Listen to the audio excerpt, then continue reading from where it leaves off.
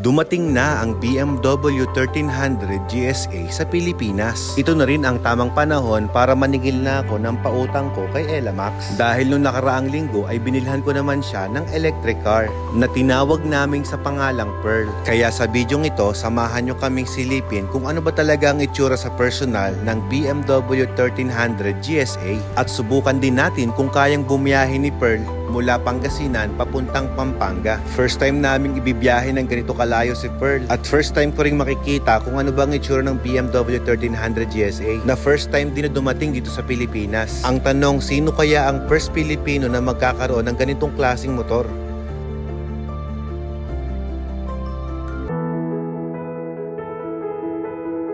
Naimbitahan tayo ng BMW Pampanga para makita ng personal ang 1300 dahil ngayong araw ang official launching ng bago nilang motor. Kaya mula dito sa Watermax Enterprises ay bibiyahe tayo papuntang San Fernando, Pampanga. Natapat nga na medyo masama ang panahon. Hindi rin naman inaasahan ang pagdating ng bagyong Christine. Pero dahil nakaschedule na nga ang event na ito, kahit umulan o bumagyo ay tutuloy pa rin nila ito. Dahil nakaset na nga ng schedule, pati ng kanilang mga guests. Ganito yata talaga mag-set ng appointment ng BMW. Rain or rain, wala kang choice. Shoutout muna dyan sa mga bait kong mga security guard na kahit bumabagyo ay todo pa rin ang kanilang pagbabantay.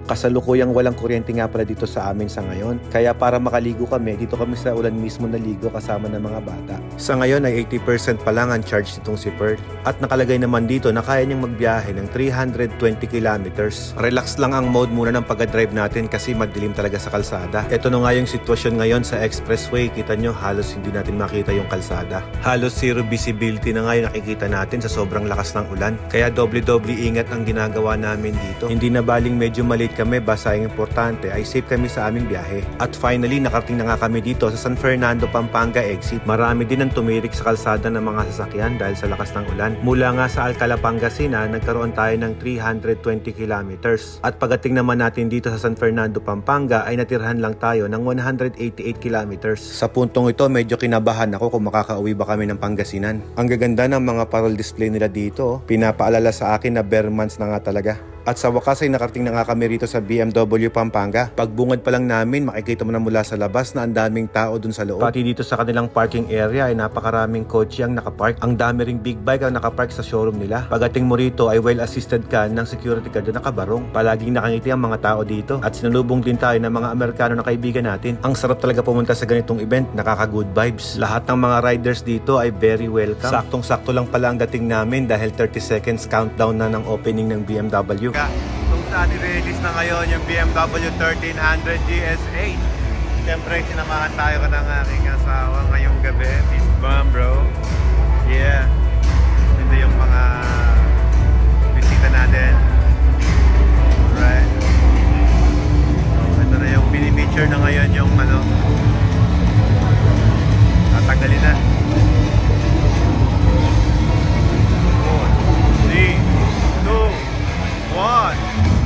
And now, feast your eyes and your drive to conquer new roads with the new BMW R1300 GSA.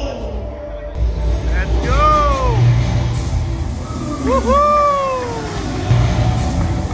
Woohoo! Wow!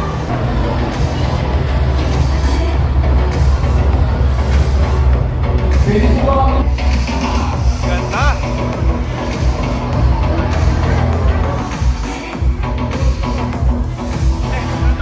So nice!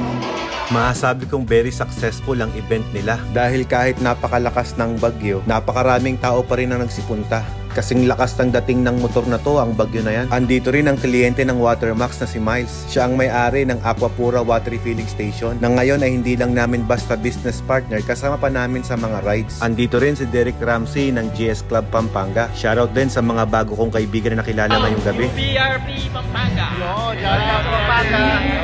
Andito rin ang may-ari ng B-Bikes Pampanga. Siyempre, kulang ang launching nito kapag hindi dinemo sa atin ni General Manager Ronald Banabat itong BMW na to.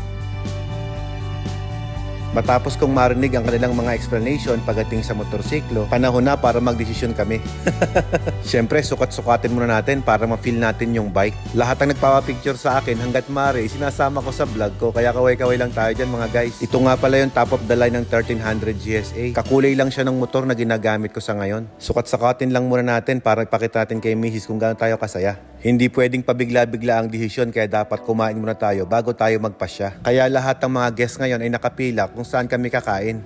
Andito tayo sa Pampanga, kaya sigurado masarap ang pagkain nila dito. Mabuti nilang ay libre ang dinner nila dito. Hindi masayang okasyon kapag gutom lahat ang bisita mo. Kaya para sa akin, napaka-importante na dapat masarap ang mga potahe na ihahain mo kapag may handaan. Punuan ng table ngayon, kaya makikiupo muna kami kahit hindi namin kilala itong katabi namin. Matapos na kaming kumain, ito na, magdidesisyon na kami kung ano ba talaga. Medyo tahimik na sa area at nag-iisip na yung mga guest dito. At ang daming umiikot para silipin yung motor. Ako naman, legs lang ng asawa ko, sapat na. Sabi kasi ng foreigner na to, gusto raw ko makilala ni Commander Daot. At kung mapapanood man niya ito, sana ay makakulab ko siya. At dito na, i-announce nila kung sino ba ang unang magkakaroon ng ganitong klaseng motor. Our first owner of the R1300 GSA, may we call on Mr. Alfred Waterman. Alright. First owner pala eh. Guys, hindi ako may sabi niya na sila ang may sabi niyan. Pero para sa akin, hindi naman importante kung sino ang nauna at sinong nahuli. Ang pinakamahalaga pa rin ay ang masaya ka sa mga desisyon mo sa buhay mo. Iba-iba ang mga bagay na nagpapasaya sa atin. Sana ay hindi makainggitan, bagkos ay maging inspirasyon. Ang totoo niyan, matagal ko talagang hinintay na dumating sa Pilipinas itong color blue na BMW na to.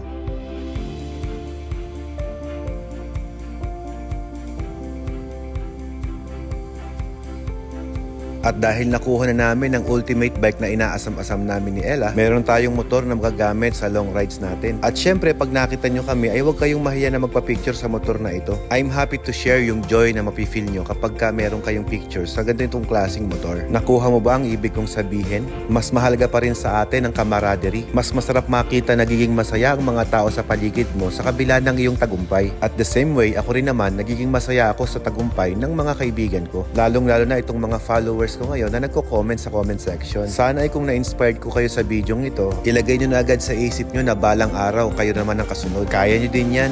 Samahan mo lang ng dasal at pagiging mabuting tao sa kapwa. Hanggang dito lang ang vlog ko. Masyado nitong mahaba. Huwag nyong kalimutan mag-iwan ng comment dyan sa baba para mabasa ko din naman. Magkita-kita ulit tayo sa susunod na video. At syempre, pag hindi mo pinindot yung follow button, ay posibleng hindi mo na makita ang videos na to.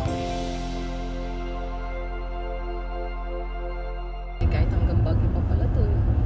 Layo pa, 129 kilometers. Watermark, Tara, sa'yo pala. Baguio. Dito tayo mag-charge. Tara. Take the exit on the right. Continue for 1 kilometer. Iilaw pala siya ng 40 kilometers. We're home. So, natiran tayo ng How many? 32 kilometers. Pwede pang mag-Baguio. Uy, bitin. Pwede pa, no? Ako lang ba? Nagda-drive? Nakapa? Hindi, ako din minsan pag gusto kong komportable. Gusto ko ano eh, comfortable eh. So, pauwi kami ng bahay. Kaya pala nitong si Pearl ang magbiyahe.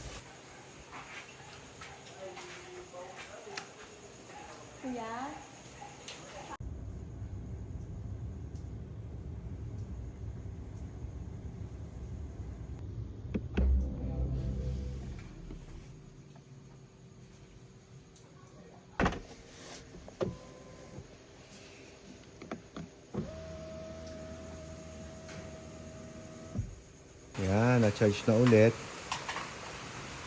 Ito yung juice. Ayan yung juice. Na-charge na ulit.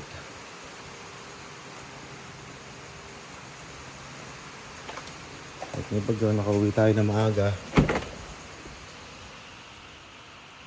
20% 2 kilowatts AC. Alternating current siya.